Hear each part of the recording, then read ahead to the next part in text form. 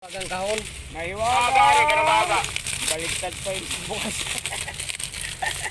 Nabaligtad ko. Ayan na.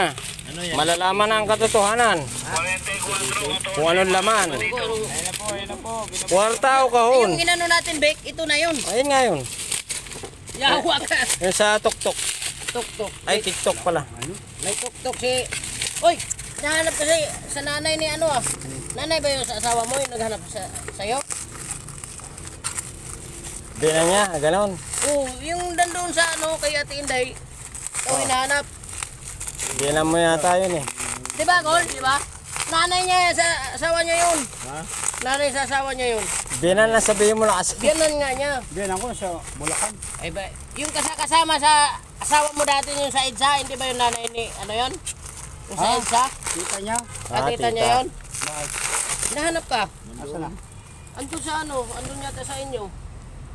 Nahanap si Kuan. Yung Ay, sa- picture lang laman. Ay, Big hindi. sound. Ayan na. Ayan po, Portable. binubuksan na po. Styro lang laman. Ay, hindi.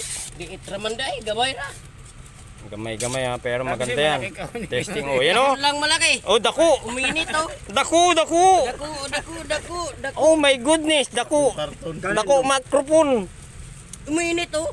Ay, natural. Hindi pa ginagamit, uminit na. Ganyan. 580. 5. Ito nga rin, mainit to. Nababa. 89. Nabilad ba to? Bilad yata to kasi uminit eh. Ang init nga lahat eh. Liit lang eh. Ebrod. Pero laki ng speaker eh. Kung saan to ang bukas? Volume. Hindi bukas muna on. Wala. Wala, dyan ang ano niyan. Yan o. Ayun. Volume.